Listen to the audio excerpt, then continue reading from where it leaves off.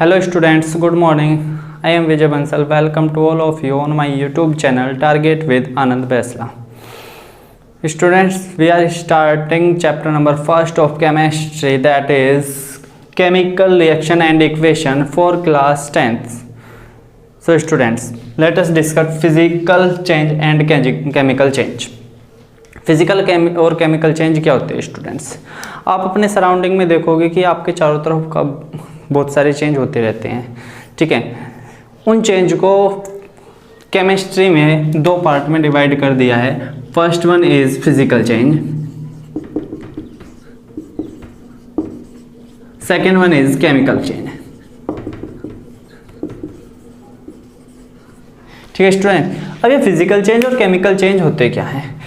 वो चेंज जो टेम्परेरी होते हैं, यानी कि कुछ टाइम के लिए होते हैं, उनको क्या बोलते हैं? फिजिकल चेंज बोलते हैं। और ऐसे चेंज जो परमानेंट होते हैं उनको क्या बोलते हैं? केमिकल चेंज होते हैं।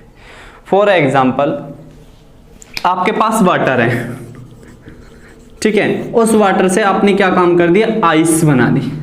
वाटर से क्या करा? आइस बना दी। पर क्या आपने आइस को हमेशा के लिए बना दिया? नहीं, कुछ देर बाद वो मेल्ट होकर दोबारा से क्या बन जाएगा? वाटर बन जाएगा, ठीक है। तो जो थोड़ी देर के लिए चेंज होता है या जिसको हम दोबारा से रिवर्स कर सकते हैं, रिवर्स का मतलब क्या है? वापस कर सकते हैं। यानी कि ऐसे चेंज जो चेंज टेम्परेरी हो,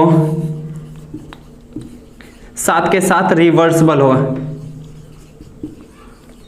उस तरीके के चेंज को क्या बोलते हैं?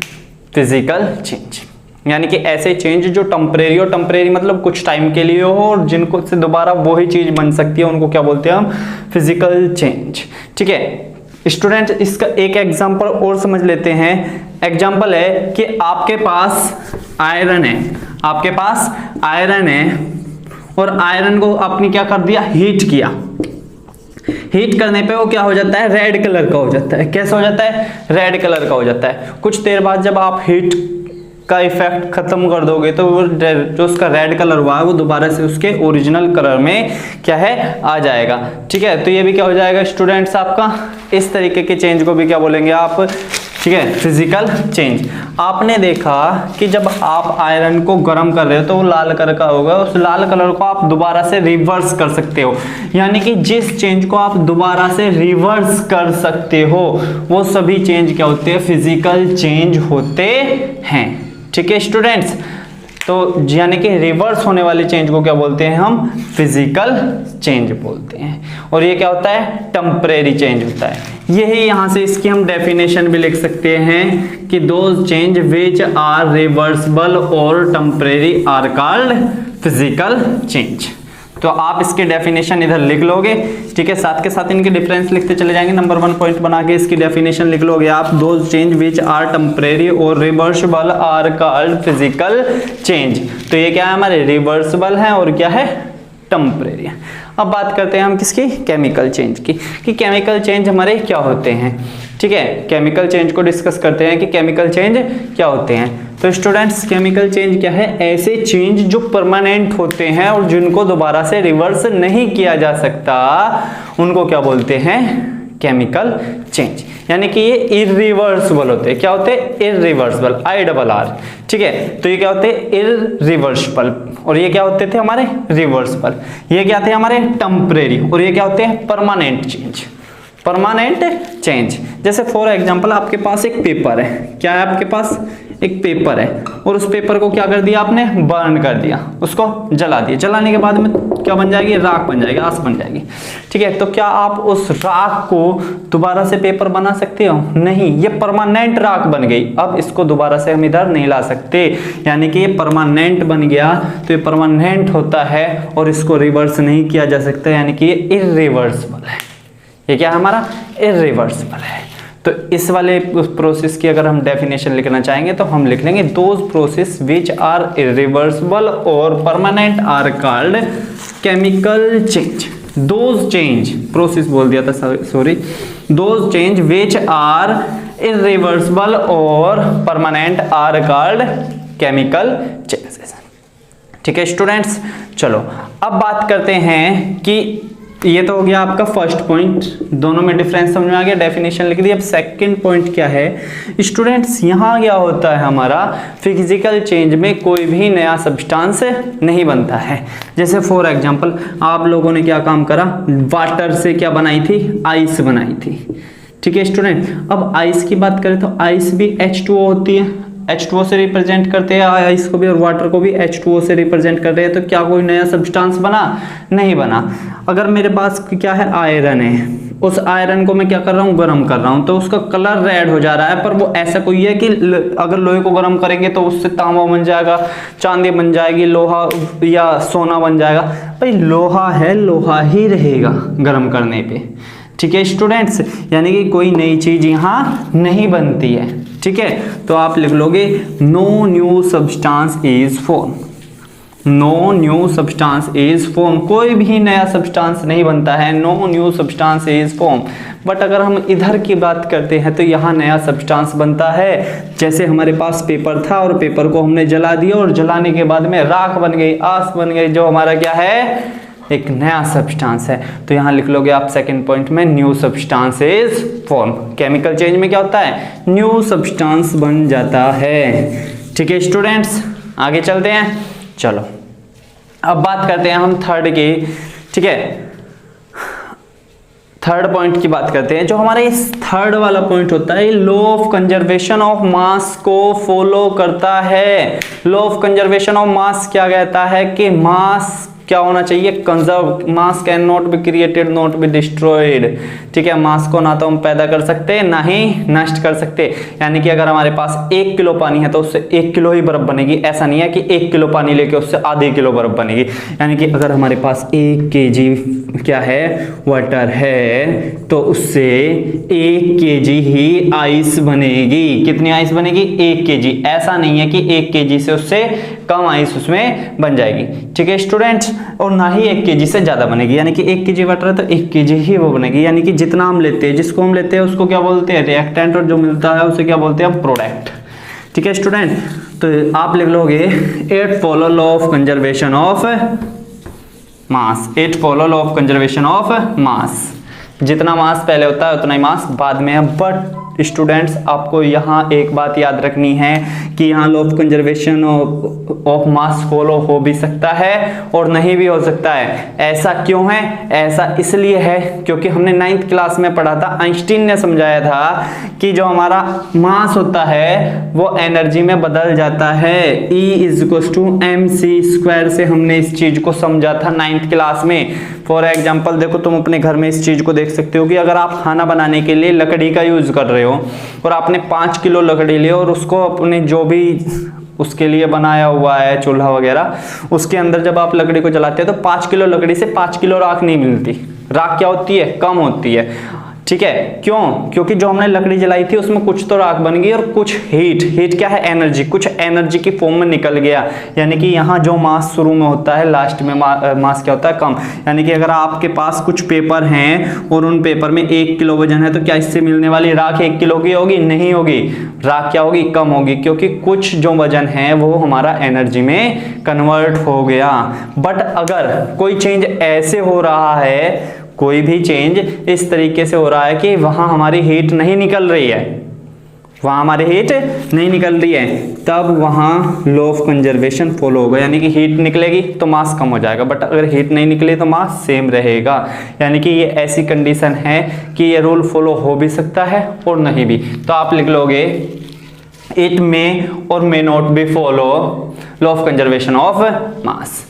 यहां हमारा ये क्या है, इस वाली कंडीशन में law of conservation of mass follow हो भी सकता है और law of conservation of mass follow नहीं भी हो सकता है, ठीक है स्टूडेंट्स। चलो नेक्स्ट बात करते हैं इसके एग्जाम्पल की। आप इसके एग्जाम्पल लिख लोगे नीचे इधर की तरफ, ठीक है। आपका सबसे पहला एग्जाम्पल क्या हो जाएगा, formation of ice, formation of ice from water. First हो गया, वाटर से क्या बना रहे हो आप, आइस बना रहे हो। सेकंड क्या लिख लोगे, हीटिंग ऑफ आयरन। आयरन को जब आप गर्म करते हो तो लाल कलर का हो जाता है, बट दोबारा से वो ऐसे ही हो जाएगा, तो क्या है, फिजिकल चेंज है, ठीक है स्टूडेंट। थर्ड आप लिख लो इसमें, थर्ड आप इसमें लिख लोगे heating of zinc oxide. Heating of zinc oxide. Zinc को जब स्टूडेंट आप हीट करते हो तो हीट करने पे उसमें क्या होता है, वो येलो कलर का हो जाता है। किस कलर का हो जाता है स्टूडेंट, वो येलो कलर का हो जाता है। बट अगर आप उसको फिर से ठंडा करोगे तो वो फिर से अपने वाले कलर व्हाइट में आ जाता है। यानी कि जब हम उसको गर्म करते हैं तो वो क्या हो जाता है, जिंक को जब हमने क्या काम करा, जब हमने इसको गर्म किया था तो ये येलो कलर का हो जाता है, पर दोबारा से जब इसको लाते हैं तो ये क्या हो जाता है, हमारा व्हाइट कलर का हो जाता है। तो 3 एग्जाम्पल आपके काफी है, और बाकी एग्जाम्पल आप अपनी बुक से फाइंड आउट कर सकते हो कि फिजिकल चेंज में कौन कौन से एग्जाम्पल आपके हो सकते हैं। ऐसे बहुत हो सकता है, कागज से नाव बनाना, कागज के एरोप्लेन बनाना, ठीक है, इस तरीके के आपके एग्जाम्पल हैं। यानी कि आपको बस अपने दिमाग से इतनी बात सोचनी है कि क्या उसको मैं दोबारा से ठीक कर सकता हूँ, ठीक है। तो क्या हो जाएगा हमारा फिजिकल चेंज। केमिकल चेंज के एग्जाम्पल लिख लो, बॉइलिंग ऑफ एग्स, अंडे को गर्म कर दिया तो क्या आप गर्म करने के बाद तो वो सॉलिड हो जाता है, क्या उसको दोबारा से लिक्विड कर सकते हो, नहीं कर सकते। तो जिसको दोबारा से रिवर्स नहीं कर सकते वो क्या आ जाएगा हमारा केमिकल चेंज, ठीक है स्टूडेंट्स, ये आ गया। उसके बाद में आप इसी में लिख लोगे रस्टिंग ऑफ आयरन। अगर लोहे पे जर लग गया, रस्टिंग का मतलब क्या है, जर, अगर लोहे पे जर लग गया तो क्या आप उस जर को दोबारा से लोहा बना सकते हो, नहीं बना सकते। देखो जर लगने से हम लोहे को बचा सकते हैं, कैसे, उसके ऊपर पेंट कर देंगे जिससे उस पे आके पानी और हवा का कॉन्टेक्ट ना हो। तो इसीलिए जो हम लोहे होते हैं, लोहे पे पेंट इसीलिए करते हैं जिससे उससे पानी और हवा ना टकराए, क्योंकि जब उससे पानी और हवा टकराते हैं तो जो लोहा है वो ऑक्सीजन के साथ रिएक्शन करके फेरस ऑक्साइड बना लेता है, आयरन के ऑक्साइड बना लेता है, ठीक है स्टूडेंट्स। तो पहला आ जाएगा अंडे को उबालना, लोहे पे जर लगना, ठीक है। और आप इसमें क्या लग रहे थे, बर्निंग ऑफ पेपर, पेपर को क्या कर दिया, बर्न कर दिया। मोमबत्ती का जलना, एक बार बताओ जब आपकी मोमबत्ती है, मोमबत्ती जल गई, खत्म हो गई जल की, तो क्या उस मोमबत्ती से दोबारा बड़ी मोमबत्ती बन सकती है, नहीं बन सकती है। तो इस तरीके के जो एग्जाम्पल है वो आपके कहाँ जाएंगे, केमिकल चेंजेस में। तो आप लोगों को करना क्या है, आपको अपनी बुक में पढ़ के केमिकल चेंज और फिजिकल चेंज के एग्जाम्पल को फाइंड आउट करना है कि कौन सा हमारा फिजिकल चेंज है और कौन सा हमारा केमिकल चेंज है। फिजिकल चेंज वो होते हैं जिनको हम रिवर्स कर सकते हैं, और केमिकल चेंज वो हैं जिनको हम रिवर्स नहीं कर सकते, ठीक है स्टूडेंट्स। चलो अब आपको करना क्या है, आपको जो केमिकल चेंज है, आपने देखा कि जब केमिकल चेंज होता है तो न्यू सब्सटेंस बनता है। जब आप केमिकल चेंज करते हो तो क्या होता है, न्यू सब्सटेंस बनता है। और जो न्यू सब्सटेंस बनने का जो ये प्रोसेस है, यानी कि किसी प्रोसेस में तो न्यू सब्सटेंस बना होगा, जो ये प्रोसेस है, इस प्रोसेस को, इसी प्रोसेस को क्या बोलते हैं हम, केमिकल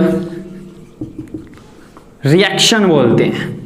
क्या बोलते हैं, केमिकल रिएक्शन बोलते हैं। और उस केमिकल रिएक्शन को केमिस्ट्री के जो एलिमेंट होते हैं, जैसे हाइड्रोजन को H से, ठीक है, और ऑक्सीजन को O से, H2 से, O2 से, इस तरीके से रिप्रेजेंट करने को केमिकल इक्वेशन बोलते हैं। केमिकल इक्वेशन बोलते हैं। तो आपके चैप्टर का नाम केमिकल रिएक्शन और केमिकल इक्वेशन था, तो आपको पता चल गया कि जब आपका कोई भी केमिकल चेंज होता है तो एक न्यू सब्सटेंस बनता है। इस न्यू सब्सटेंस बनने में जो प्रोसेस हुआ, उस प्रोसेस को क्या बोलते हैं, केमिकल रिएक्शन कहते हैं, ठीक है। और इस केमिकल रिएक्शन को लिखने के तरीके को, यानी कि रिप्रेजेंट करने के तरीकों को, क्या करने को, रिप्रेजेंट करने के तरीके को क्या बोलते हैं, केमिकल इक्वेशन बोलते हैं, ठीक है स्टूडेंट्स। आप लोगों को अच्छी तरीके से ये बात समझ में आ गई होंगी। तो आप केमिकल रिएक्शन की पहले आप क्या करोगे, डेफिनेशन लिख लोगे। तो केमिकल रिएक्शन की डेफिनेशन लिखो, it is the process in which one or more substance react to form new substance when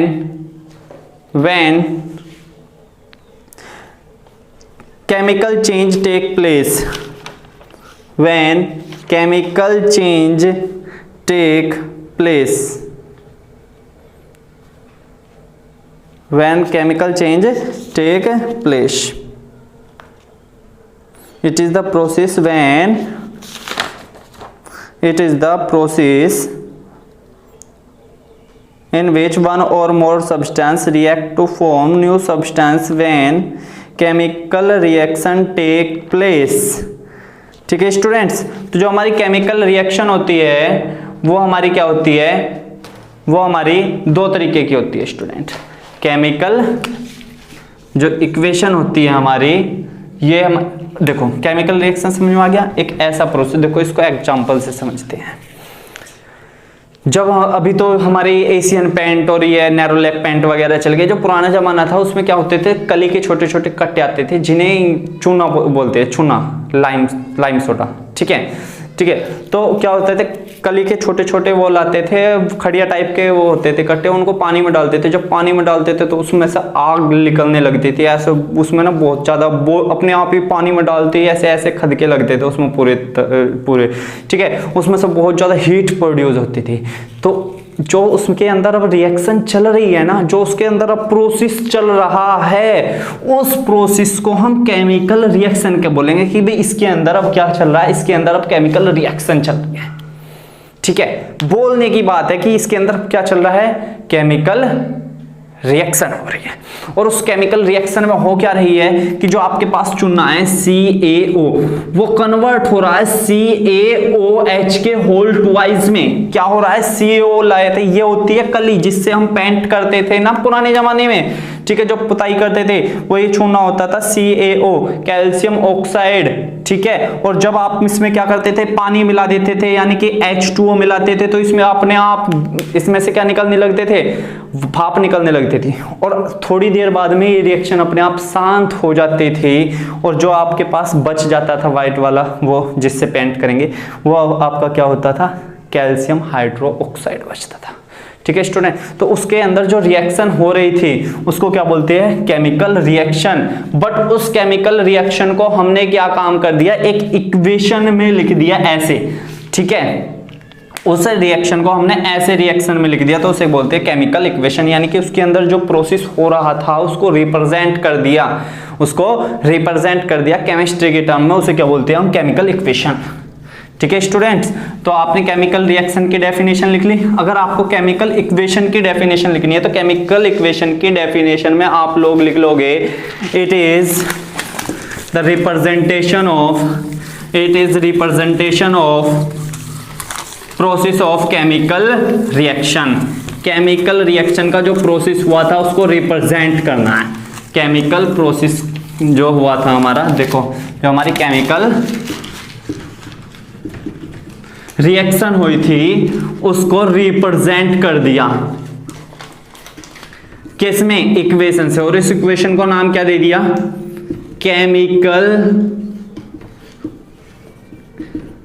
chemical equation क्या है कि जो भी हमारा चेंज हो रहा था उस चेंज को हमें क्या करना है, केमिस्ट्री की टर्म में रिप्रेजेंट करना है। अब उस रिप्रेजेंट को मैं दो तरीके से लिख सकता हूं। ठीक है, यानी कि केमिकल इक्वेशन हमारी क्या होती है, दो तरीके की होती है। अब वो दो तरीके कौन से हैं, पहला तो होता है हमारा वर्ड्स केमिकल इक्वेशन, दूसरी हमारी क्या होती है, स्केलेटल केमिकल इक्वेशन।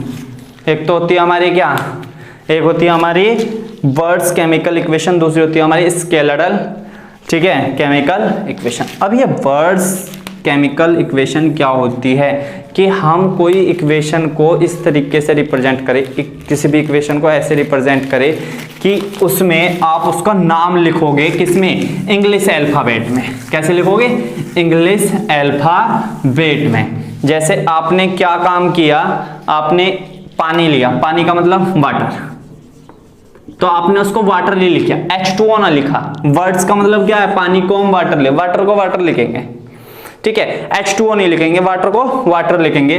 और आपने वाटर में क्या करा, इलेक्ट्रोलाइसिस करा। क्या करा, इलेक्ट्रोलाइसिस।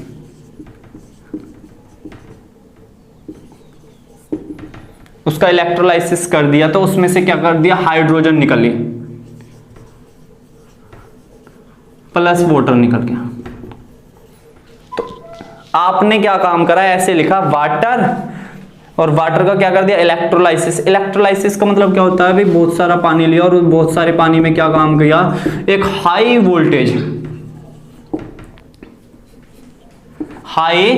वोल्टेज का क्या कर दिया, उसके अंदर करंट छोड़ दिया। पानी के अंदर हाई वोल्टेज का करंट छोड़ दिया। जैसे पानी के अंदर हाई वोल्टेज का करंट छोड़ते हैं तो उसमें से हाइड्रोजन गैस और ऑक्सीजन गैस निकलने लगती है। ठीक है, तो आपने उसको रिप्रेजेंट किया कि वाटर से क्या कर दिया, हाइड्रोजन गैस और वाटर निकाल दिया।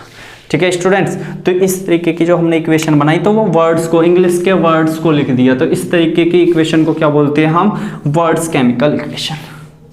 ठीक है, दूसरी क्या होती है हमारी, स्केलेटल। दूसरी क्या होती है हमारी, स्केलेटल। अब स्केलेटल में क्या काम करेंगे हम, स्केलेटल में इसी इक्वेशन को हम रिप्रेजेंट करेंगे केमिकल, जो हमारी एलिमेंट थे उनको रिप्रेजेंट करने के लिए जो हमने साइन पढ़े थे उनकी टर्म में। जैसे वाटर को हम H2O लिखते हैं। ठीक है, एरो यानी कि इक्वल टू का साइन होता है, H2O इक्वल टू। यहां हम कंडीशन लिखते हैं, इलेक्ट्रोलाइसिस कर दिया। इस एरो के ऊपर हम वो लिखते हैं जो काम हमने करा। अगर हम गर्म कर रहे हैं तो हम ऊपर हीट लिखेंगे, अगर हम ठंडा कर रहे हैं तो इसे कोल्ड लिखेंगे, अगर हम इलेक्ट्रोलाइसिस कर रहे हैं तो इलेक्ट्रोलाइसिस करेंगे, अगर हम इसमें पानी मिला रहे हैं तो ऊपर H2O लिखेंगे, अगर हम इसमें एसिड डाल रहे हैं, मान लो H2SO4 इसमें एसिड डाल दिया रिएक्शन करने के लिए तो हम ऊपर H2SO4, अगर HCl डाले तो HCl ऊपर लिख देंगे। यानी कि यहां हम लिखते हैं कि किस कंडीशन में रिएक्शन हो रही है, वो एरो के ऊपर लिखा जाता है। अगर हम गर्म कर रहे हैं तो हम इसके ऊपर हीट लिखेंगे, ऐसे एरो लगाएंगे और इसके ऊपर हीट लिख देंगे। ठीक है स्टूडेंट्स, तो एरो के ऊपर का मतलब होता है कि हम क्या कर रहे थे। ठीक है, वो ऊपर लिखा जाएगा, और हमें इसे करने के बाद में क्या मिल गया वो इधर लिखा जाएगा। और मिला क्या हमें, हाइड्रोजन H2, और फिर क्या मिला हमें, अरे यार इधर ऑक्सीजन था। हाइड्रोजन मिलता, जब वाटर को गर्म करते हैं तो हाइड्रोजन मिलता है और ऑक्सीजन। ठीक है स्टूडेंट्स, क्या मिलता है, ऑक्सीजन। तो हमने लिख दिया H2 plus O2, H2 plus O2 लिख दिया इसको। ठीक है स्टूडेंट, अब बात आती है कि जो हमारा H2 और O2 लिख दिया, अब हमें ऐसा कैसे पता चलेगा कि ये जो हमारा H2 है ये तो लिक्विड है और ये हमारी क्या है, गैस है। तो इन सब में डिफरेंस कैसे लिखेंगे। तो स्टूडेंट्स आपको करना क्या है, जब आप कोई इक्वेशन लिखोगे तो आप हमेशा लिक्विड को L लिखोगे, लिक्विड के सामने L लिखोगे। ऐसे ये वाटर है ना, वाटर क्या होता है, लिक्विड, तो इसके साथ ब्रैकेट में L लिख दो। जो भी गैस होती है उसके साथ में छोटा G लिख दो। ये ऑक्सीजन भी गैस है तो छोटा G लिख दो। अगर कहीं कोई सॉलिड है तो क्या लिख दोगे, S लिख दोगे। यानी कि लिक्विड के साथ में L लिखेंगे, गैस के साथ में G लिखेंगे और सॉलिड के साथ में S लिखेंगे। ठीक है, और जो ऊपर लिखा जाता है वो क्या होती है, कंडीशन होती है। ठीक है स्टूडेंट, चलो जैसे एक और एग्जांपल देख लेते हैं। हमने क्या काम करा, कार्बन की रिएक्शन करा दी ऑक्सीजन से, कार्बन की रिएक्शन करा दी किससे, ऑक्सीजन के साथ में। कार्बन डाइऑक्साइड बन गया CO2। कार्बन हमारा क्या होता है, कार्बन तो सॉलिड होता है तो कार्बन के साथ S लिखेगा। ऑक्सीजन क्या होती है हमारी गैस, तो गैस के साथ G लिखा जाएगा। और जो कार्बन डाइऑक्साइड है ये भी हमारी गैस होती है तो इसके साथ G लिखा जाएगा। यानी कि स्टूडेंट्स आप G, S और इनका मतलब L का मतलब समझ के, G कहाँ आता है, गैस के साथ, S सॉलिड के साथ, और L क्या आता है, लिक्विड के साथ में। कंडीशन कहाँ लिखी जाती है, ऊपर लिखी जाती है। स्टूडेंट्स जो चीज हम लेके चलते हैं, यानी कि हमें लैब में गई, लैब के अंदर जाके आपको दो कोई भी केमिकल दे दिए, वो केमिकल इधर लिखे जाती है, ये वो केमिकल है। उन केमिकल को आपने मिलाया और ये बन गया, ये इधर की तरफ लिखा जाता है। जो आपको दिया जाता है, ठीक है, यानी कि जो इधर लिखा रहता है उसको आप बोलते हैं क्या, रिएक्टेंट। जो आप लैब के अंदर जाके बनाते हो इधर बनता है, उसको क्या बोलते हैं, प्रोडक्ट। उसको क्या बोलते हैं, प्रोडक्ट। ठीक है स्टूडेंट्स, तो इधर क्या होता है आपका रिएक्टेंट और इधर क्या होता है आपका प्रोडक्ट होता है। कंडीशन ऊपर लिखी जाती है, L का मतलब लिक्विड, G का मतलब गैस और S का मतलब क्या होता है आपका, सॉलिड होता है। ठीक है स्टूडेंट्स, इतनी बात आप लोगों को समझ में आ गई होगी।